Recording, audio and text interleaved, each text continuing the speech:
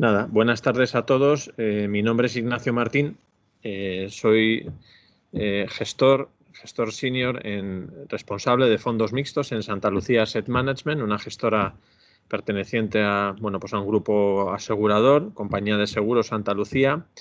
Y bueno, pues voy a impartir la sesión sobre psicología y finanzas conductuales, ¿no? Es un tema, en mi opinión, bastante relevante, sobre todo en la actualidad, teniendo en cuenta que, pues estamos asistiendo a un cambio de mercado muy significativo, a nuevas tendencias de mercado que de alguna manera favorecen pues la existencia de este tipo de... Disculpad un momento. ¿Algún problema? Sí, es que estamos compartiendo.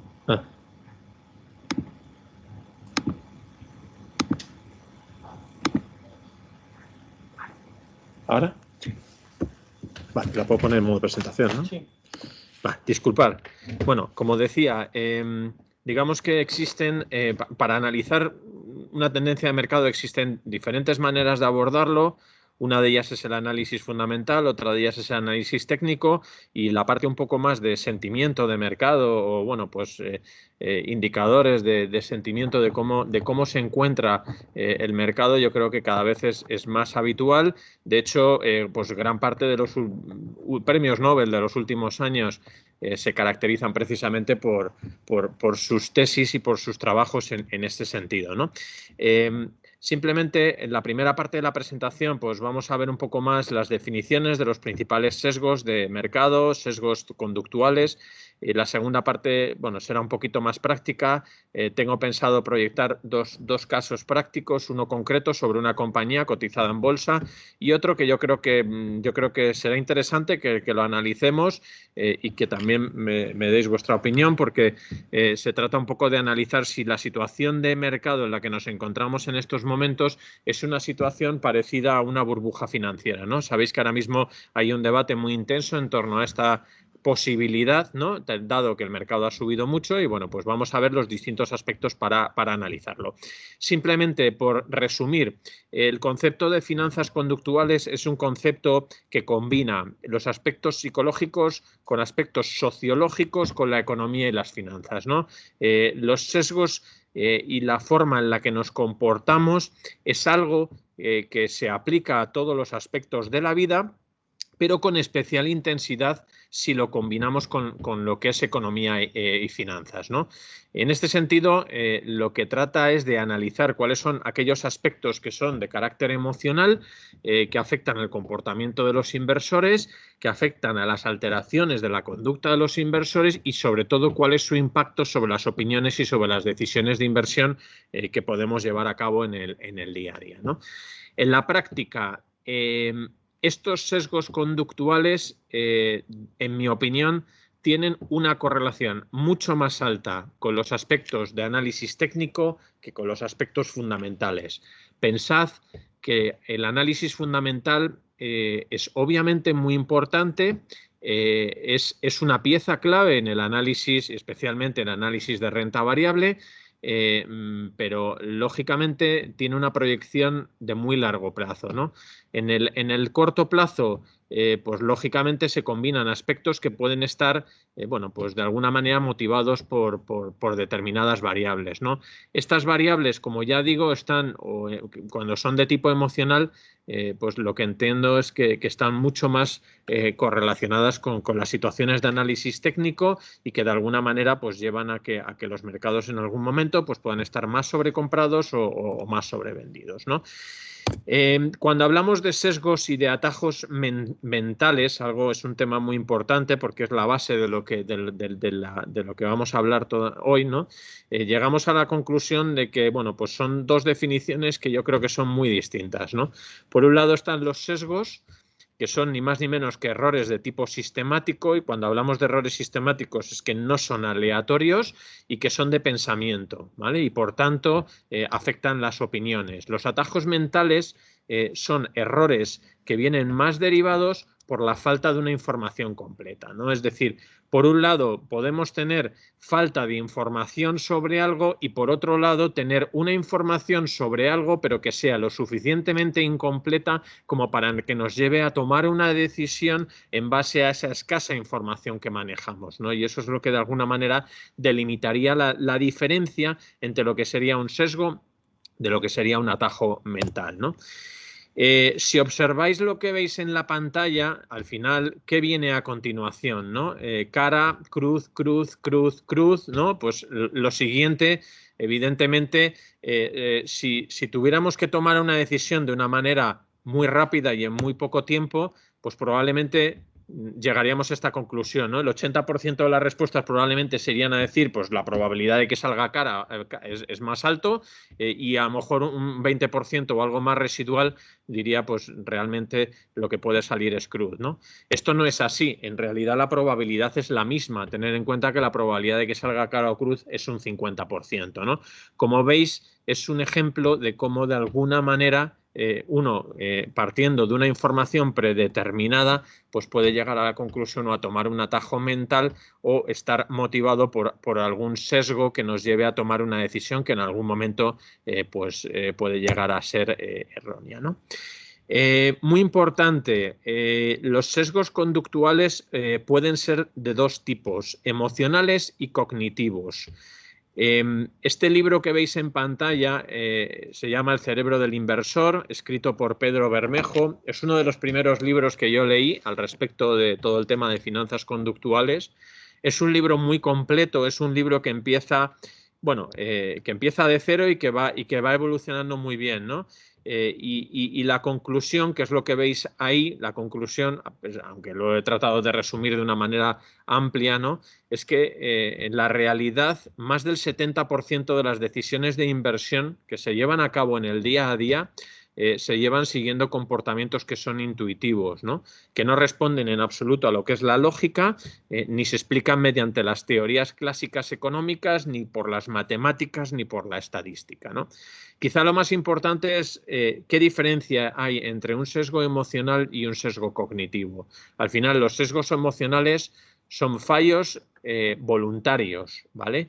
Que están provocados por el desconocimiento de una información. En el caso de los sesgos cognitivos, nos centraremos en fallos que también se pueden considerar involuntarios, pero que en este caso están provocados por la incorrecta interpretación de la información. Yo puedo saber mucho sobre un tema, pero tener una opinión incorrecta en base a, pues a un determinado fallo emocional que me lleve a pensar que la información que yo estoy leyendo está muy sesgada hacia un lado o hacia el otro, ¿no? Pero como veis, es un tema muy relevante, es un tema que hay que tener muy en cuenta cuando, lógicamente, estamos en una situación en la que más del 70% de las decisiones de inversión se llevan pues teniendo en cuenta estos procesos mentales, ¿no? Aquí tenéis los diferentes tipos que vamos a ver hoy, vamos a verlos todos uno detrás de otro. Hay dos clasificaciones iniciales. Por un lado estarían lo que llamamos sesgos individuales, que son los sesgos típicos conductuales, típicos de la persona en sí, y otros que son más factores de tipo de mercado, ¿no? Que son quizá más de tipo colectivo. Hay veces que las emociones son colectivas y se llevan a cabo por un grupo muy amplio de personas, ¿no? Y esto se materializa en el mercado y hay indicadores que nos pueden ayudar a verlos, ¿no? Dentro de la parte de sesgos conductuales individuales, pues hablaríamos de dos tipos, principalmente lo que son sesgos emocionales, como ya os he dicho, y sesgos cognitivos. Recordar que la diferencia entre uno y otro es que en el caso de los emocionales son fallos voluntarios que se toman por falta o por desconocimiento de información. Y en el caso de los cognitivos, pues estamos hablando de fallos que son probablemente involuntarios y que se llevan a cabo por una mala interpretación de la información. En el caso de los emocionales, pues ahí tenéis los principales que vamos a ver hoy: sesgo de autoridad, el sesgo de falso consenso, el sesgo de punto ciego, ilusión de control, descuento hiperbólico, la inercia de mercado, aversión a pérdidas y el sesgo de simplicidad. publicidad.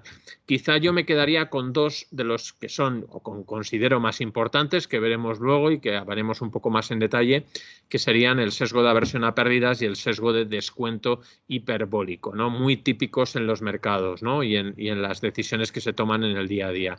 En la parte de sesgos cognitivos, pues hablaremos del anclaje de precio, del efecto anchoring, que se llama, del sesgo improbable favorito, de la falacia del inversor, el efecto halo, predisposición, disposición, confirmación, confianza, sesgo doméstico, muy habitual hace muchos años, ahora está evolucionando hacia carteras más globales, sesgo de causalidad, sesgo de cantidad y el de valoración.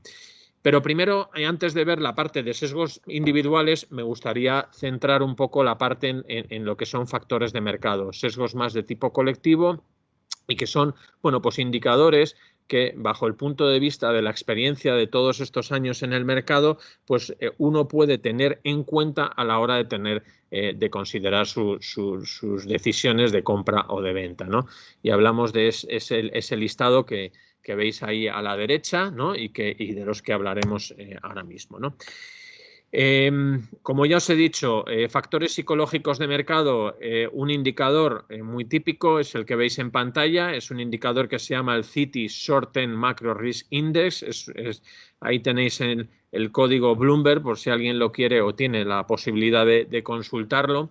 Es un indicador que, bueno, pues los profesionales utilizamos muy a menudo porque es un indicador que, bueno, pues por encima o por debajo de esa línea de 0,5 indica pues aversión al riesgo o propensión al riesgo. Y esto se hace en base al posicionamiento de inversores institucionales, es decir, grandes inversores institucionales y cómo están posicionados frente al mercado. Esto es principalmente lo que se llama el porcentaje de exposición neta hacia la renta variable. Cuando esta línea está por encima de 0,50, quiere decir que los inversores institucionales son adversos al riesgo y cuando están por debajo de la línea de 0,5, pues se dice que los inversores institucionales son propensos al riesgo, ¿no? Como veis, bueno, pues hay indicadores o hay momentos, ahora mismo pues a lo mejor hay una cierta lateralidad y una cierta indecisión, pero sí que es verdad que ha habido momentos donde este indicador ha podido dar lugar a una señal en la cual uno puede llegar a pensar que se ha llegado a una situación de extrema aversión al riesgo o de extrema propensión al riesgo.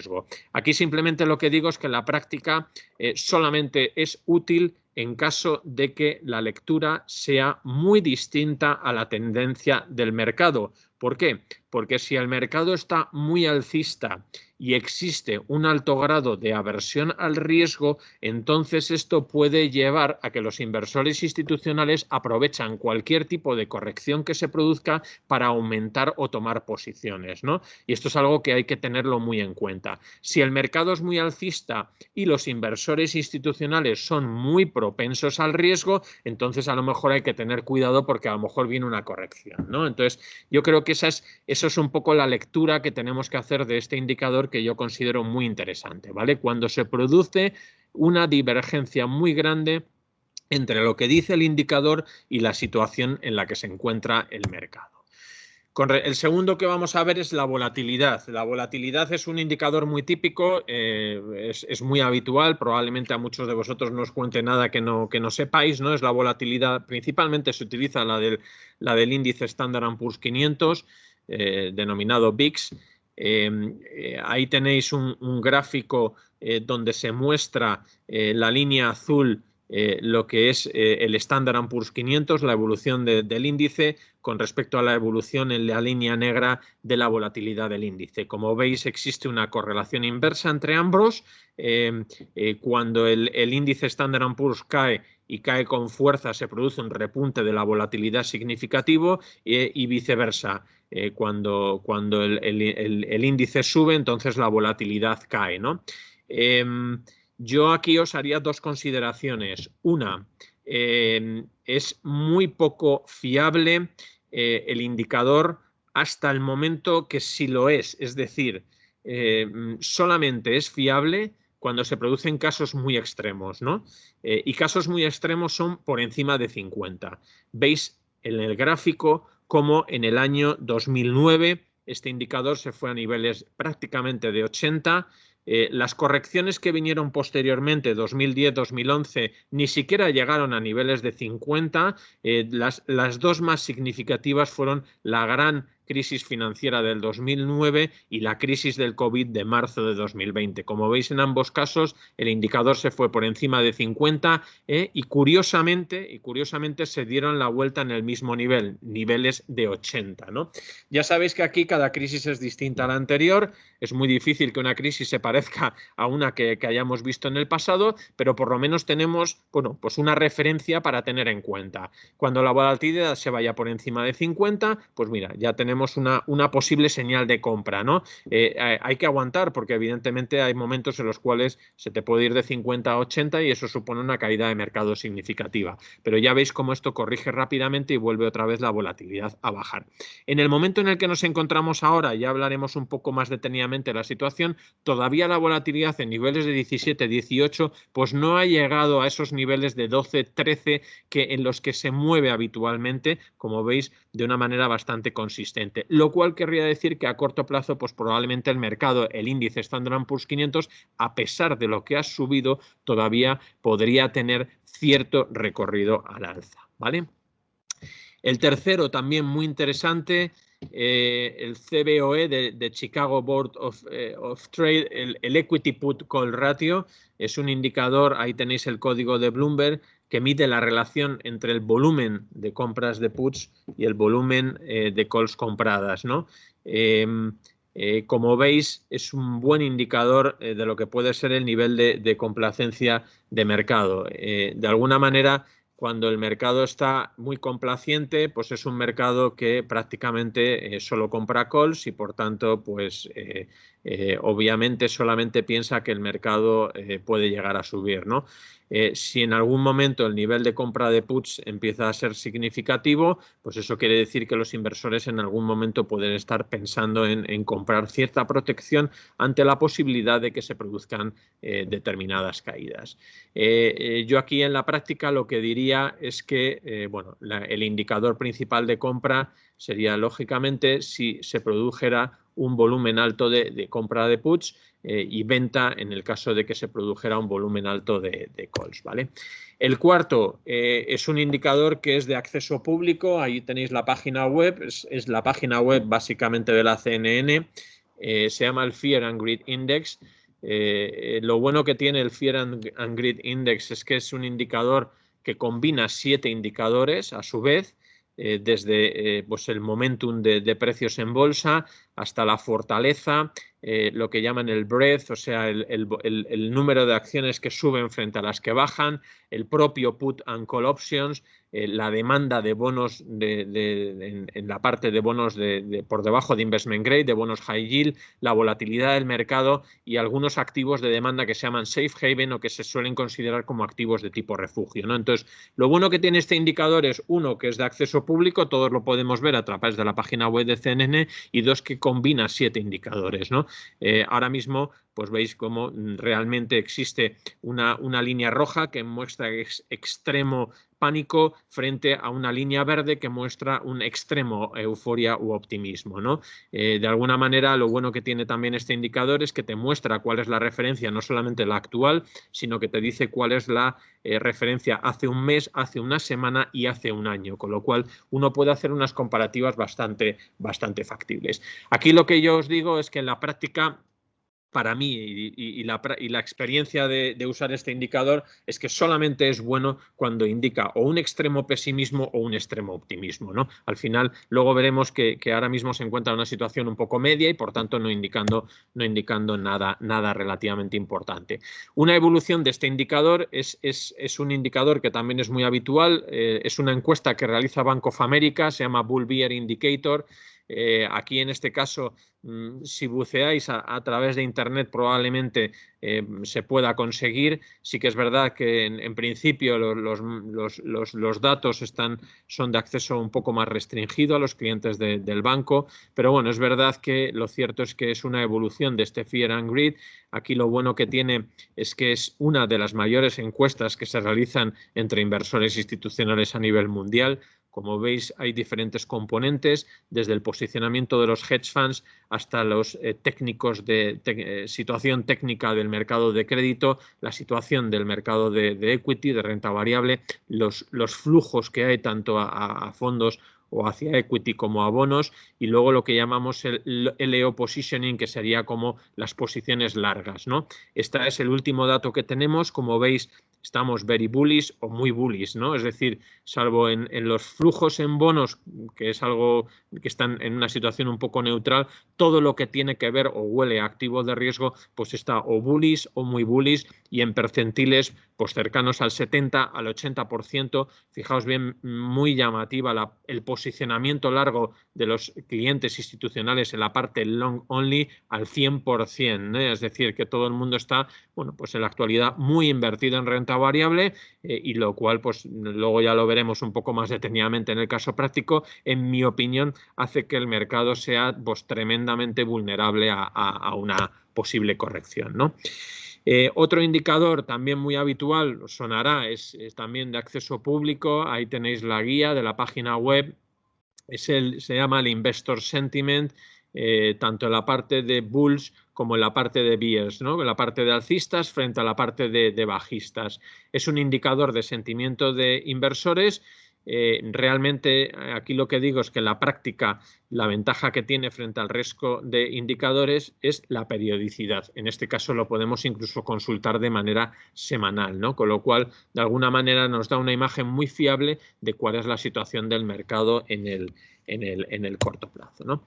El Panic Euphoria Index también, imagino que a alguien le sonará, es la situación en la que nos encontramos ahora mismo. Como veis, en la práctica es para mí un buen indicador contrario, es decir, se supone que esto hay que comprarlo cuando cae a la zona de pánico o extremo pánico, y hay que vender el mercado cuando está por encima de 1 y en zona de extrema euforia. Este indicador tiene un problema, ¿vale? En la parte técnica, lo cierto es que está construido de una manera que, bueno, tiene bastante sentido, porque al final lo que mide es el porcentaje de acciones dentro del índice Standard & Poor's que cotizan por encima o por debajo de sus medias móviles, y se utilizan esas que veis en pantalla: 50 días, 200 días y 10 semanas, ¿no? Lo cual quiere decir que cuando las cotizaciones están muy por encima de esas medias móviles, pues evidentemente, lógicamente, la probabilidad de que una reversión a la media produzca una corrección a la baja pues es significativa, y viceversa, ¿no? ¿Cuál es el problema que tiene en la práctica este indicador? Pues que muchas veces el momento en el que se indica una extrema euforia o un extremo pánico no coincide con el momento en el que se produce la corrección de mercado, ¿no? Entonces, hay veces que esa escasa coincidencia en el momento pues nos puede llevar muchas veces pues a vender con cierta antelación o a comprar con algo de antelación. Lo cierto es que en una perspectiva de muy largo plazo sí que suele funcionar, pero con ese pequeño problema de escasa coincidencia de momento en el corto plazo, ¿no? Otro indicador también muy habitual es el indicador de recompras de acciones y el indicador de dividendos, lo llaman el share buyback ratio. Es un indicador que básicamente lo que indica es el porcentaje de compras de acciones propias y de dividendos pagados por las compañías en función de la capitalización del índice Standard & Poor's 500. Como veis, la situación es ahora pues razonablemente favorable entre lo que son recompras de acciones propias y lo que son dividendos pagados por las propias compañías, pues tienen un peso muy relevante de lo que es la capitalización bursátil de todo el índice. Yo aquí lo que digo en la práctica es que si las compañías deciden recomprar sus propias acciones es porque perciben precios atractivos, ¿no? Con lo cual tiene todo el sentido del mundo pensar que es un indicador de, bueno, pues cierta tendencia de mercado. Hay un tema importante con respecto a esto, y es que cuando una compañía recompra sus acciones propias, las va acumulando en el balance, en su balance, y puede llegar un momento en el cual pues, se decidan amortizar esas acciones. Eso es por lo que también digo que hay veces que incluso puede llegar a abaratar el precio de una acción, ¿no? Porque, o puede afectar incluso a la valoración, ¿no? Porque al final, en el momento en el que se produce una amortización de acciones propias del balance de una determinada la compañía, ello puede afectar, lógicamente, reduciendo el múltiplo de valoración al que está cotizando, ¿no? Hay otras compañías que a lo mejor utilizan ese remanente de acciones que van comprando como acciones propias en un momento para abordar una determinada operación de fusión o de adquisición de otra compañía, ¿no? ¿Por qué? Pues porque a lo mejor, lógicamente, pues en un intercambio accionarial pues se puede utilizar esa base de acciones propias. En todo caso, y ya más a efectos prácticos desde un punto de vista de sentimiento de mercado, obviamente cuanto más euforia haya en cuanto a recompra de acciones propias, peor para el mercado y lógicamente al revés, ¿no? Porque al final también muchas veces, en principio, se debería o se podría utilizar desde un punto de vista contrario, ¿vale? Este otro indicador, el indicador de la actividad de los insiders, es decir, de las personas que trabajan dentro de las compañías, en este caso global, sobre el índice, también sobre el índice Standard & Poor's 500, es el volumen de compras y de ventas de acciones que realizan los empleados de las propias compañías, tanto vía ejercicio de sus stock options como nuevas compras, ¿no? Se pueden dar ambas cosas. Los empleados de las compañías, evidentemente, aquellos que tienen acceso a sus stock options, puede llegar un momento en que pueden llegar a ejercerlas y en el momento de ejercerlas pues pueden tomar dos decisiones, o mantenerlas o venderlas, ¿no? Si las mantienen, pues lógicamente ayuda a que, o si hacen nuevas compras, ayuda a que el indicador de actividad de los insiders evidentemente suba, ¿no? Y al revés, ¿no? Aquí yo lo que digo es que en la práctica, cuando es muy alto, esto puede llegar a un momento en el cual puede llegar a indicar un cierto, bueno, pues nivel de euforia, ¿no? Y pánico en el caso de que sea al revés o sea más bajo, ¿no? Otro indicador, lo que llaman los flujos, ¿no? Es flujos de dinero, smart money o dinero inteligente. Aquí distinguimos dos, el que se llama emotional y el que se llama smart. El emocional frente al smart, pues la diferencia básicamente, para mí es un indicador que en principio no me gusta demasiado, es un indicador muy volátil. Es un indicador de muy corto plazo. Si uno decide hacer trading de corto plazo, puede que lo pueda, digamos, hacer buen uso de él, pero en una tendencia a un inversor de largo plazo, este probablemente indicador no tenga mucho sentido. La diferencia entre uno y otro, entre el emotional y el smart, es cálculo del volumen de acciones que se negocian durante los 30 primeros minutos de la sesión frente al volumen de acciones que se negocian en los últimos 60 minutos. Podréis comprender que la gente que compra en los 30 primeros minutos de sesión es porque está tremendamente influenciado por lo que haya ocurrido en el cierre de la sesión anterior, ¿no? Y también comprenderéis que aquellos que compran en los últimos 60 minutos lo que esperan es que se produzca probablemente un gap de apertura significativamente alcista al día siguiente. Por eso se llama smart, ¿no? Para mí, y como inversor más de largo plazo, ya os digo que es extremadamente volátil. Tampoco es que haya que mirarlo muy de cerca, pero sí que es verdad que si alguien quiere hacer trading de corto plazo o incluso pues completar una posición que ha estado completando o comprando a lo largo de un día, pues puede llegar a ser interesante. La mayor parte de los inversores institucionales tienen una máxima y es no operar durante esos 30 primeros minutos o durante los 60 minutos posteriores, ¿vale? Lo cual pues, también es muy indicativo de que en esos periodos de tiempo de la sesión bursátil se suelen producir bueno, pues, volatilidad muy significativa, ¿no? Y dos efectos de los cuales también quería hablar hoy, sobre todo porque están muy en boga, están muy en el mercado en los últimos tiempos. Uno de ellos se llama efecto FOMO, es el acrónimo de Fear of Missing Out.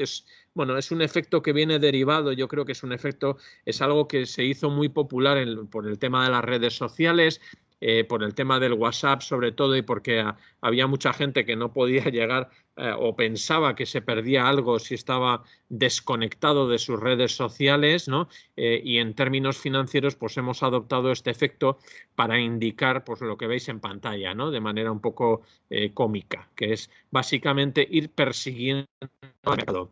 Es cierto, es muy cierto que el temor a no participar de las subidas del mercado puede llegar a ser mucho más estresante que el de estar participando en las caídas de mercado. ¿Por qué? Porque al final, desde un punto de vista psicológico, uno tiende a pensar que cuando el mercado cae, al final cae por una situación de crisis o por una situación o por un riesgo que a lo mejor, pues lógicamente evidentemente no ha venido preanunciado, con lo cual, pues al final, si todos perdemos, pues tampoco es tan dramático como pensar que el resto de la gente está participando de las subidas y nosotros nos estamos quedando fuera, ¿no? Eso al final es una situación de estrés que de alguna manera pues nos puede llevar a cometer al error de tratar de comprar pues siguiendo la situación o la tendencia del mercado. Aquí lo que yo digo es que en la práctica suele derivar en otro efecto que se llama buy the dip, que no es ni más ni menos que comprar cuando el mercado cae, ¿no? Aprovechar cualquier día de corrección para aumentar posiciones. Esto lo que hace es que el mercado en determinadas circunstancias, cuando se producen caídas, pues que sean muy cortas en el tiempo y de muy baja intensidad, con lo cual muchas veces pues duran un día, duran una sesión o duran incluso unos pocos minutos, ¿no? Lo que hace que de alguna manera pues vuelva otra vez el mercado a su tendencia alcista, ¿no? El segundo efecto del que deriva el efecto FOMO y que yo creo que también es interesante y que ahora mismo pues también está muy en el mercado, se llama TINA, ¿no? There is no alternative, y esto básicamente es asumir que de una manera totalmente inconsciente digamos que se asume de manera inconsciente un mayor riesgo a costa de ofrecer siempre una mayor rentabilidad esperada. ¿Y esto qué es lo que hace? Pues en una situación como la actual, en una situación en la que los tipos de interés están en niveles tan bajos, obviamente esto empuja a que los inversores tomen la decisión de invertir en activos de riesgo para tratar de obtener una mayor rentabilidad, ¿no? Eso al final hace pues que lógicamente la renta variable se vea beneficiada de lógicamente momentos de mercado en los cuales pues a lo mejor los tipos de interés están muy bajos y ofrecen rentabilidades muy cercanas a cero o incluso negativas, ¿vale? Por ello digo que en la práctica un entorno de bajos tipos de interés lo que hace es que al final empuja a los inversores a buscar esa rentabilidad en esos activos de mayor riesgo, ¿no? Y esto es algo que además empuja los flujos de renta variable y que puede hacer en algún momento alcanzar determinadas situaciones que pueden llegar a convertirse en extremas, ¿vale? Con lo cual ahí tenéis dos efectos muy típicos, muy habituales, a lo mejor se escucha hablar mucho de ellos en las noticias, el efecto FOMO y el efecto TINA, que son dos efectos que vienen muy derivados de la situación de los mercados y en mi opinión también pues artificialmente provocados por una situación en la cual pues tenemos a unos bancos centrales inyectando mucha liquidez en el mercado y con unos bancos centrales aplicando políticas monetarias que son ultra expansivas, ultra laxas y que de alguna manera pues derivan en que se produzcan este tipo de situaciones, ¿vale? Y simplemente terminar cuando hablamos de la parte de factores psicológicos de mercado con lo que llamamos la teoría de la opinión contraria, ¿no? Y aquí es básicamente lo que es el concepto de euforia frente al concepto de pesimismo, ¿no? ¿Qué es lo bueno de la teoría de la opinión contraria? Pues que de alguna manera nos permite ver que en determinados momentos de mercado, cuando se produce una excesiva direccionalidad hacia un lado, hacia la euforia o hacia el pesimismo, uno debe tomar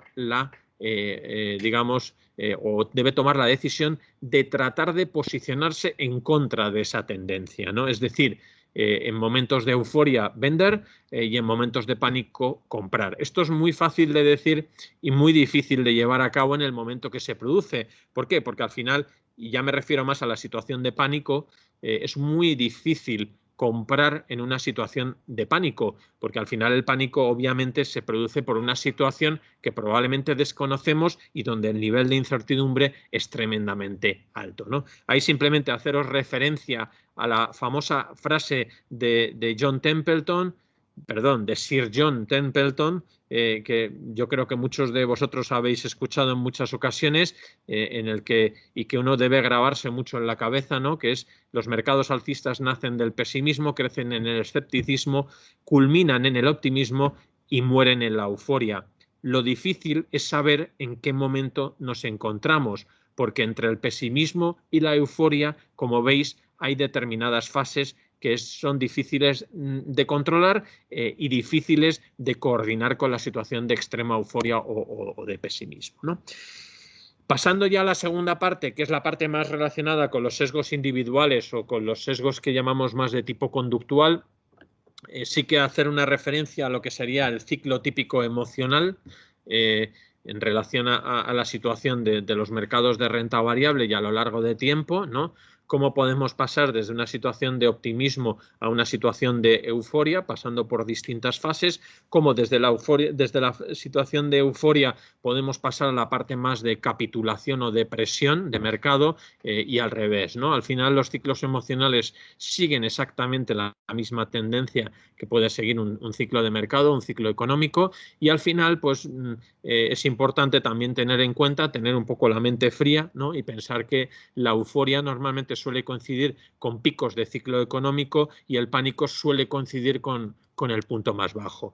Lo difícil de esto es probablemente coincidir o tratar de acertar en el momento adecuado. ¿Por qué? Porque las situaciones de euforia o de extrema pánico pueden mantenerse más tiempo del que uno puede aguantar su posición, ¿no? Y eso nos puede llevar en algún momento pues, a tomar la mala decisión de vender o de comprar con antelación a ello, ¿no?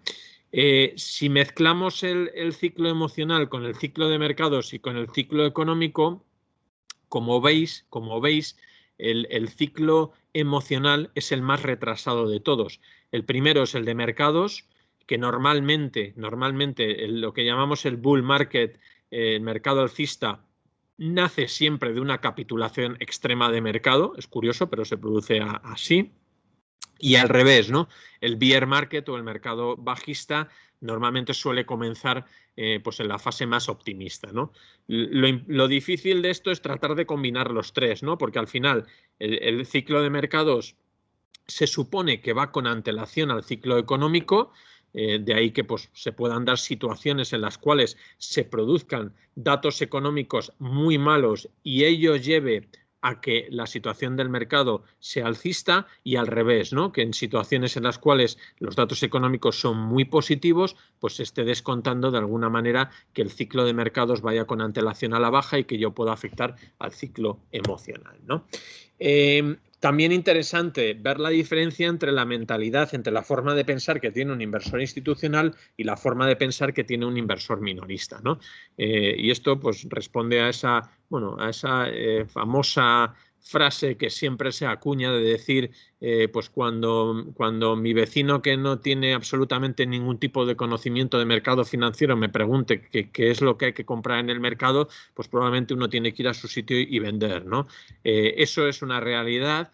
Cuando la gente, cuando el inversor minorista normalmente suele comprar cuando el mercado está subiendo, suponiendo evidentemente que va a seguir subiendo y venderá cuando el mercado baja, ¿no? Suponiendo también que lo va a seguir haciendo. Ahora veremos qué tipo de sesgo esto, porque es muy habitual y yo creo que es importante tenerlo muy en cuenta, ¿no?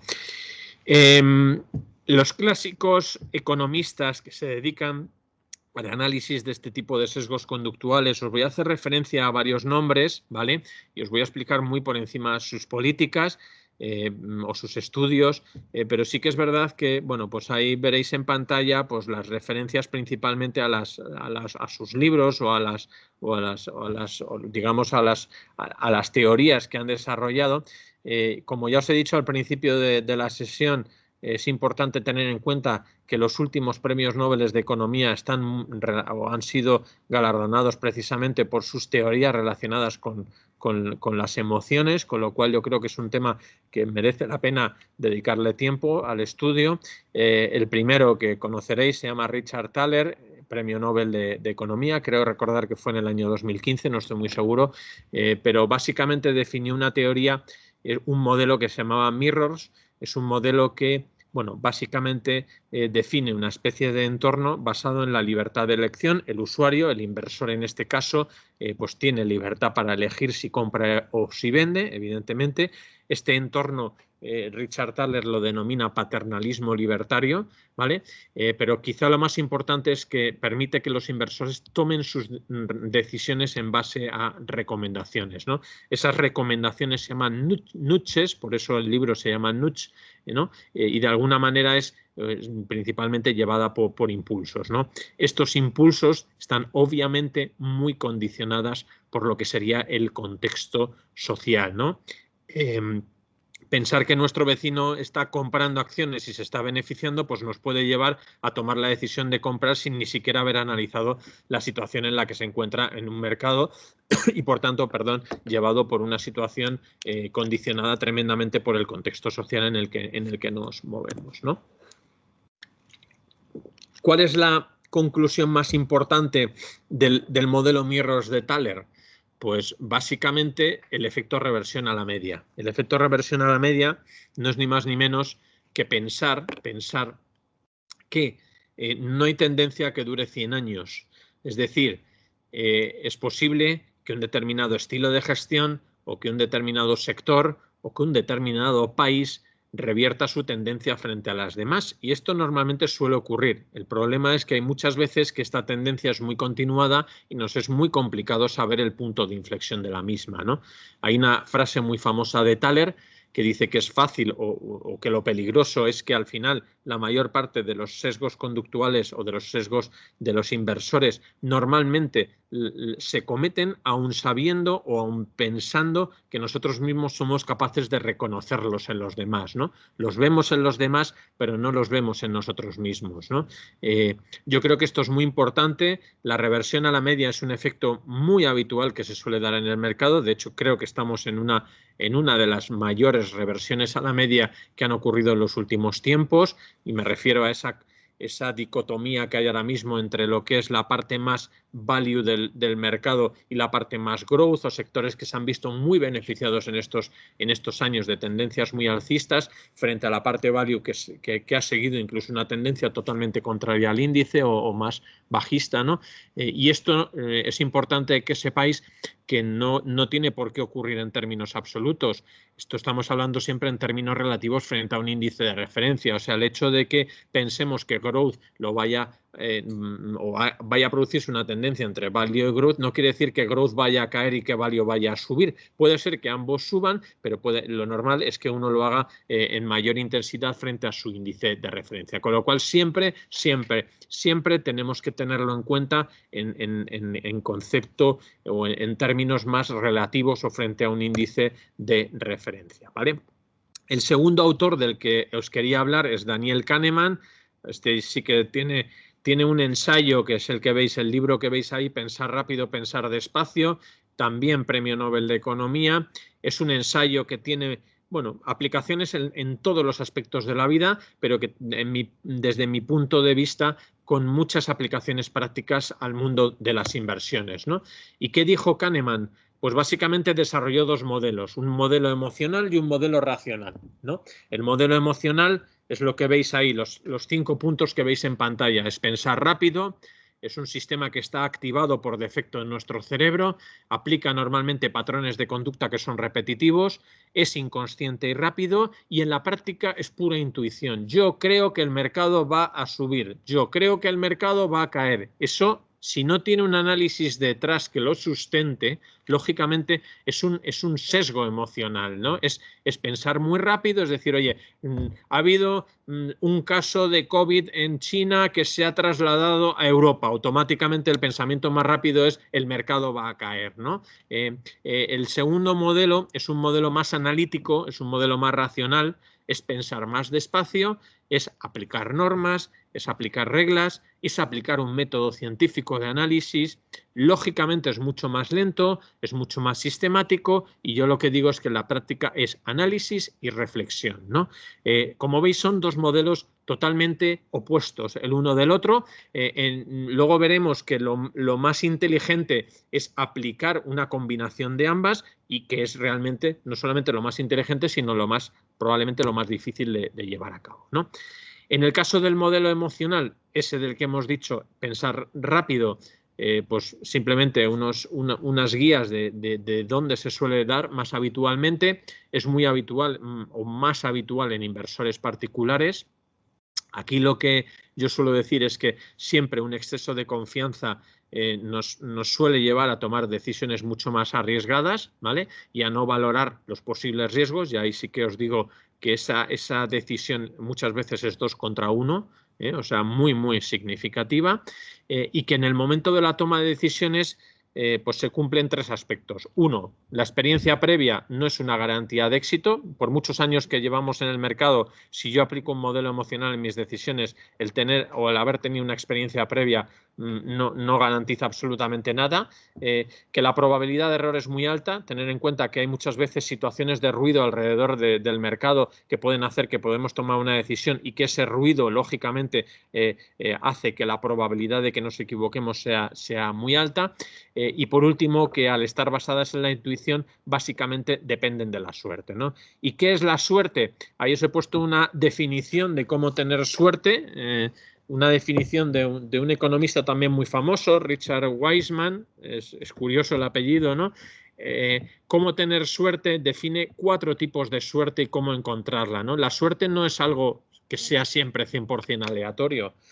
También puede haber evidentemente hay una suerte que se llama la suerte ciega, que es la fortuna al azar, que nos toque la lotería y que evidentemente eso, pues obviamente está fuera de nuestro control, ¿no? Si nosotros tenemos la suerte de acertar en ponernos bajistas en un mercado que de repente cae, pues lógicamente será fortuna o será aleatorio o será el azar, ¿no? También lo que dice Wiseman es que nosotros podemos llegar a encontrar la suerte a través de la persistencia. Y él dice trabajar duro y hacer muchas cosas hasta que te choques con la suerte. Bueno, eso es bastante idealista, ¿no? Pero bueno, puede que tenga algo de razón, ¿no?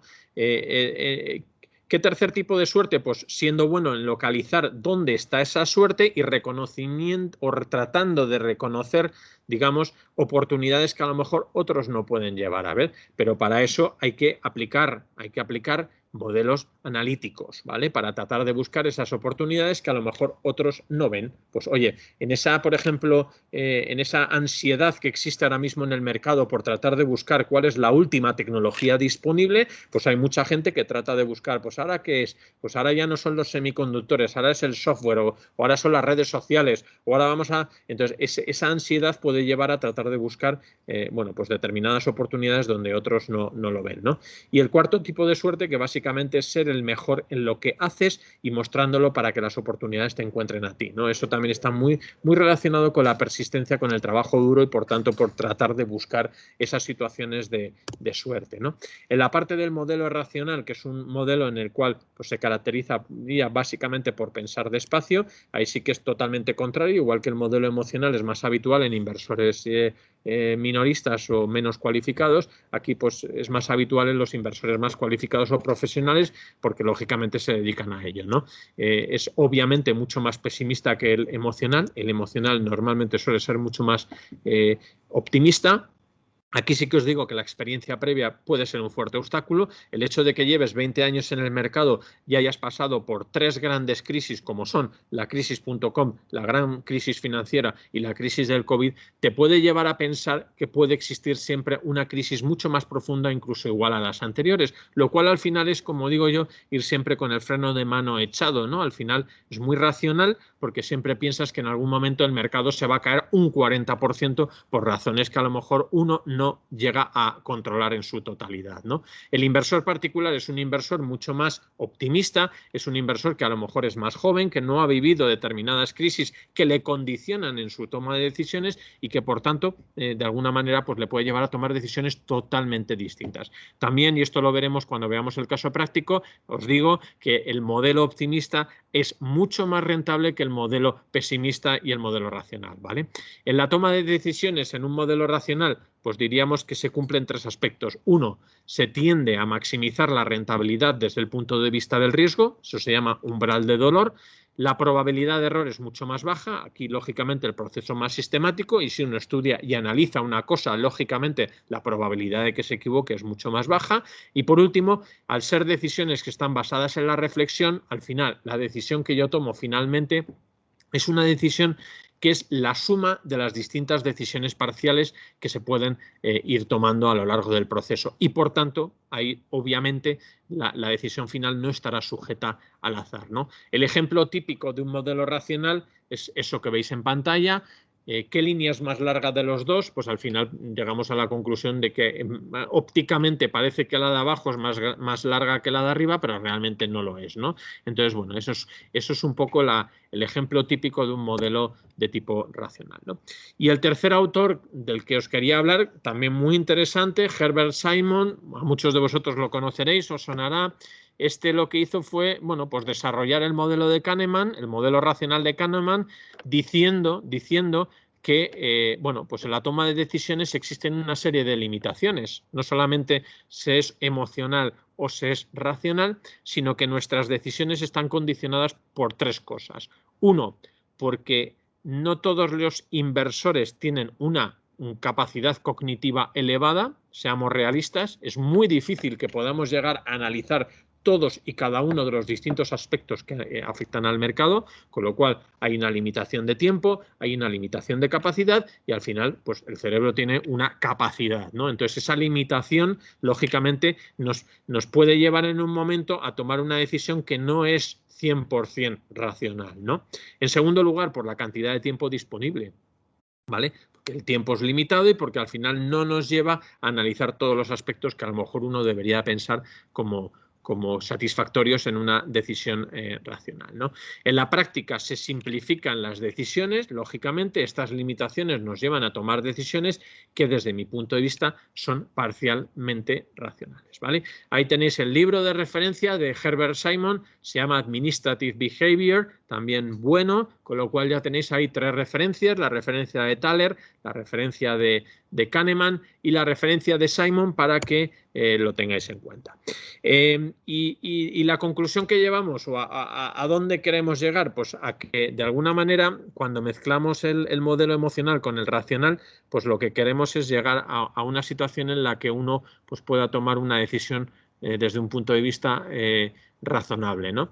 Y llegamos a la cuarta teoría, que es el optimismo inteligente. Y esto se define básicamente como o tienes razón o ganas dinero, ¿no? Porque si yo creo que tengo razón, eso me lleva, lógicamente, obviamente, a cometer muchos errores conductuales, y si yo lo que pretendo es centrarme en el mercado y ganar dinero, probablemente sea mucho más analítico y mucho más enfocado hacia cuál puede ser la tendencia del mercado. Aquí lo que yo os digo es que una actitud positiva o extremadamente positiva en un mercado se puede trabajar. Es decir, el hecho de que una persona se considere pesimista no quiere decir que en un momento dado trate de trabajar su optimismo, ¿vale? Lo cual es importante, ¿vale? Entonces, ese trabajo que uno lleva a cabo para tratar de ser más positivo con respecto a los mercados puede llegar a interiorizarse y puede llegar incluso a desencadenar determinados comportamientos que a su vez aumenten las probabilidades de que finalmente los resultados que obtengamos sean realmente positivos, ¿vale? Aquí yo lo que digo en la práctica es que, bueno, ¿cuál sería el típico ejemplo de una decisión de inversión que se consideraría, bueno, pues irracional? Pues decir, por ejemplo, que uno no está dispuesto a comprar acciones de empresas tabaqueras por el simple hecho de que yo no fumo, ¿no? Eso, a priori, pues lógicamente es un sesgo irracional tremendamente grande, ¿no?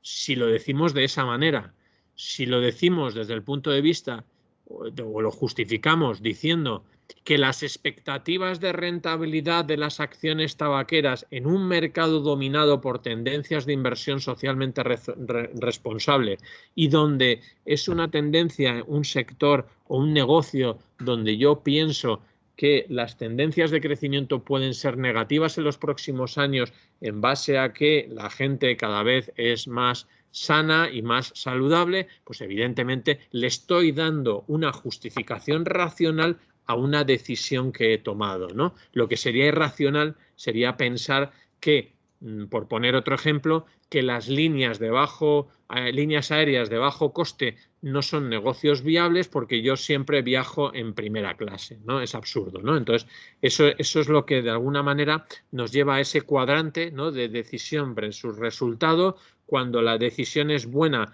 y el resultado es buena, tenemos un éxito merecido. Cuando la decisión es buena pero el resultado malo, decimos que es mala suerte. Cuando la decisión es mala, el resultado bueno, le llaman la suerte de los tontos, y cuando la decisión es mala y el resultado es malo, pues es justicia, ¿no? Con lo cual, realmente es un cuadrante que se cumple a la perfección, ¿vale? Y ya entramos dentro de lo que es la definición de los principales sesgos emocionales, ¿no? El primero, sesgo de autoridad o prueba social. Se toman decisiones sobreestimando las opiniones de ciertas personas por el simple hecho de tener mayor reputación. ¿Quién no piensa que Warren Buffett es capaz de equivocarse, o de equivocarnos a nosotros, ¿no? Es habitual, muy habitual. Yo aquí lo que digo es que si ni siquiera conocemos los motivos por los que Warren Buffett hace sus compras o estas ni siquiera se ajustan a nuestras necesidades, ¿por qué tenemos que seguir sus indicaciones, ¿no? ¿No es mejor aprender su filosofía, su modo de trabajar y aplicárnoslo a lo mejor a nuestro día a día? Pues probablemente, ¿no? En la práctica, en lo que es el mundo de la gestión, es muy habitual, por ejemplo, pues emitir opiniones que son coincidentes con las opiniones de nuestros jefes, ¿no? ¿Por qué? Pues porque al final evitamos un conflicto, evitamos que nos metamos en el lío. Oye, pues si mi jefe dice que hay que comprar, pues yo digo que hay que comprar. Y si mi jefe dice que hay que vender, pues hay que vender, ¿no? Eso al final también lleva a un cierto deseo de mantener una cierta armonía en el grupo, y eso lleva al final a un determinado efecto rebaño. Eso no quiere decir que uno tenga que llegar a los comités de inversiones y siempre dar una opinión contraria porque sí, ¿no? Es decir, a donde yo voy es a que hay que intentar darse cuenta de que el sesgo de autoridad es algo que a uno le puede ocurrir en determinadas circunstancias y que es bastante pernicioso, ¿no? Con lo cual es bueno el debate y es bueno que uno tenga una opinión a lo mejor incluso contraria a la del resto del equipo, ¿vale? El segundo sesgo, falso consenso. Este tiene un efecto que se llama el efecto Pigmalión, ¿no? Para aquellos que no lo conozcáis, aquí es cuando una persona exagera sus ideas propias dentro de un grupo, en un comité de inversiones o en un grupo de inversión, pues uno exagera mucho la idea, es muy vehemente en la exposición de sus hechos, ¿vale? Para tratar de convencer a los demás, aun cuando su probablemente opinión pueda ser igual de contraria o igual de errónea que la de cualquier otra persona que no expresa unos sentimientos tan grandes en cuanto a sus ideas, ¿no?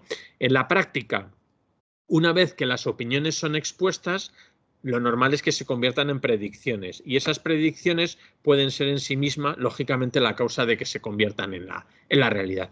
Eso es el sesgo de falso consenso y eso es el famoso efecto Pigmalión que se produce, ¿no?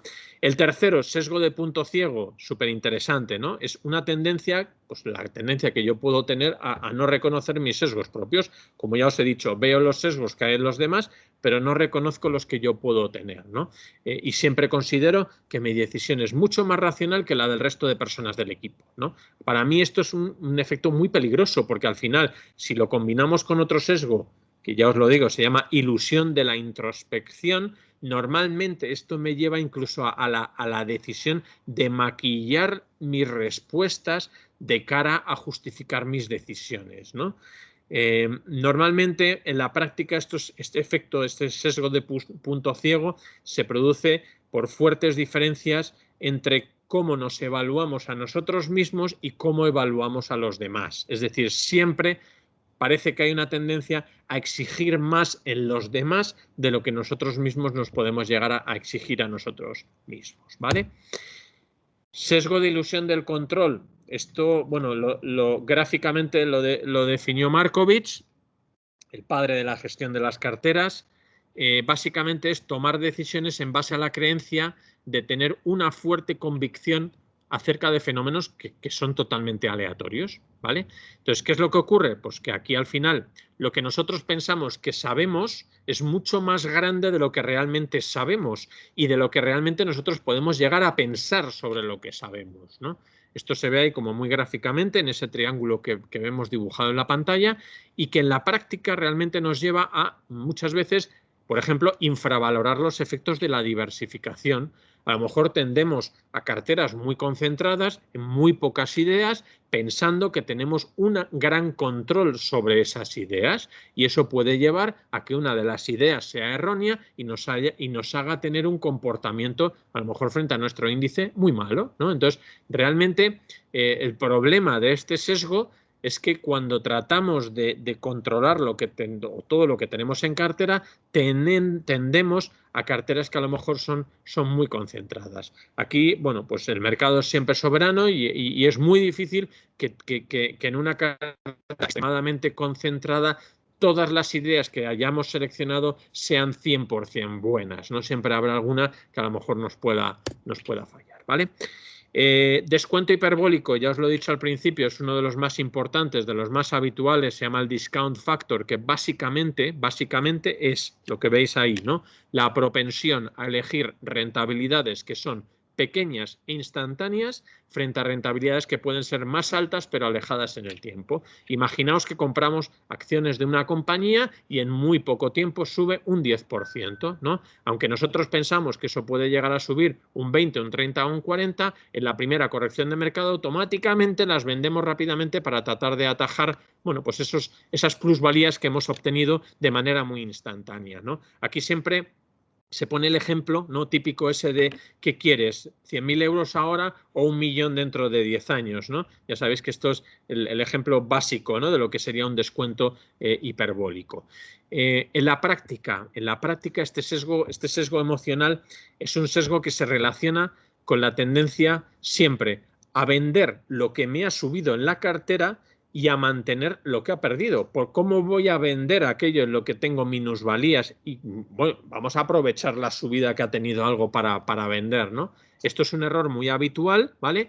Y que nos lleva, lógicamente, a cortar los beneficios de manera anticipada, ¿eh? Y en la mayoría de las ocasiones para compensar pérdidas que podemos tener en otros valores o en otras cosas activos que podamos tener en la cartera, ¿vale?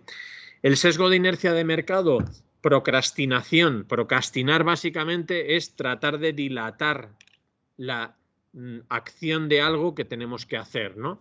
En la gestión es una propensión muy habitual en la que o por falta de tiempo o por falta de medios o simplemente por miedo al fracaso, pues se dejan influenciar las personas por las opiniones del consenso de mercado. Es mucho más fácil pensar que si el consenso de mercado es positivo, pues yo tengo que ser positivo. ¿Para qué qué pereza, ¿no?, en ser negativo, ¿no? Al final se posponen las decisiones dando prioridad a las necesidades de muy corto plazo frente a las de largo plazo, ¿no? Y aquí lo que yo digo es que solo si estás activo querrás vivir 100 años. Eso es un proverbio japonés que yo creo que es muy de aplicación en el caso de la procrastinación, ¿no? Otro sesgo, aversión a pérdidas, también os he dicho al principio que junto con descuento hiperbólico es también muy habitual en el mercado. Esto deriva de una teoría que se llama la teoría prospectiva y que básicamente lo que dice es que se valora más una pérdida potencial que ganancias de la misma magnitud. Si nos dicen que una cosa va a subir un 5% pero que tiene la posibilidad de caer un 5%, pues evidentemente a lo mejor ese riesgo que es simétrico pues nos puede llevar a tomar una mala decisión.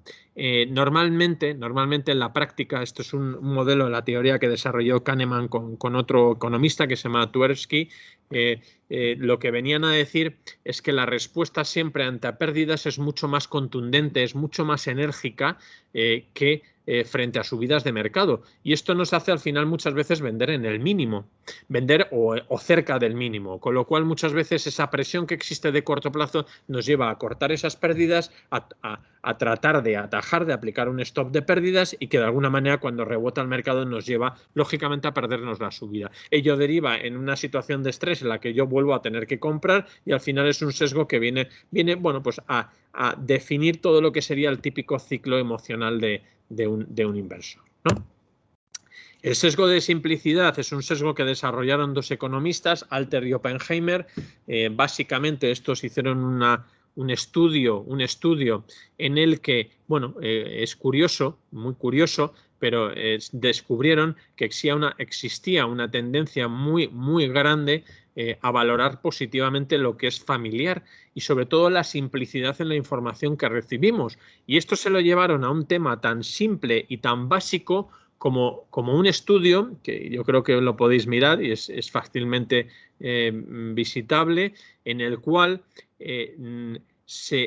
aquellas valores, aquellas acciones cuyos nombres son más fáciles de pronunciar, tenían un comportamiento bursátil mejor que el de aquellas compañías que eran difíciles de pronunciar, ¿no? O sea, como es el típico de, joder, si no sé ni cómo pronunciar el nombre, ¿cómo voy a comprar esto, ¿no? Pues algo tan básico y tan simple como eso es algo que Alter y Oppenheimer demostraron que existía en la realidad, ¿vale? Y que esa familiaridad y que esa simplicidad llevaba a que se producía un comportamiento bursátil mejor en aquellas cosas que eran simples, fáciles de pronunciar, ¿vale?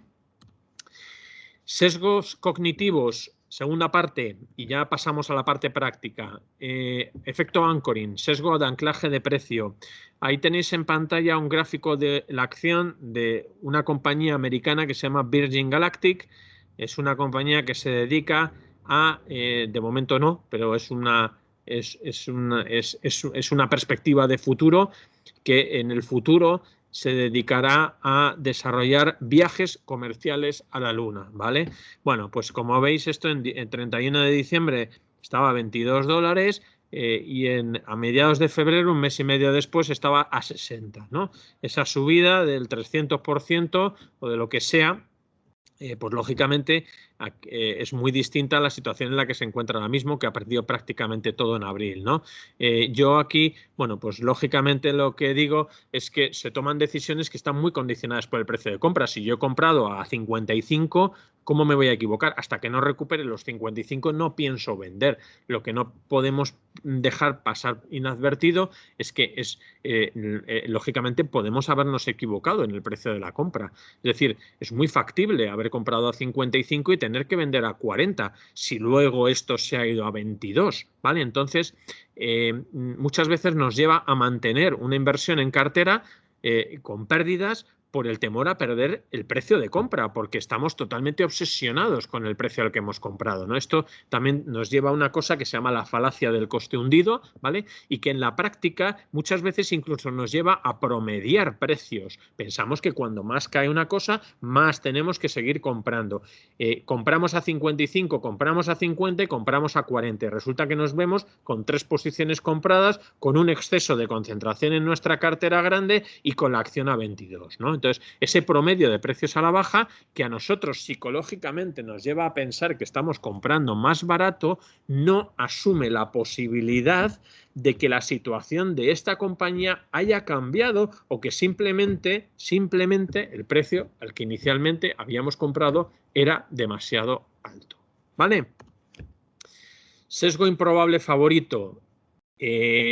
Básicamente tenemos dos compañías, compañía A, cuya expectativa de rentabilidad es un 9%, riesgo moderado, compañía B nos da una expectativa de rentabilidad del 28% con un riesgo alto, preferencia por la compañía 25%, preferencia por la compañía 75%. Es algo obvio, si nos dan un 29% de rentabilidad, el problema es que estamos obviando la segunda parte, que es la parte del riesgo.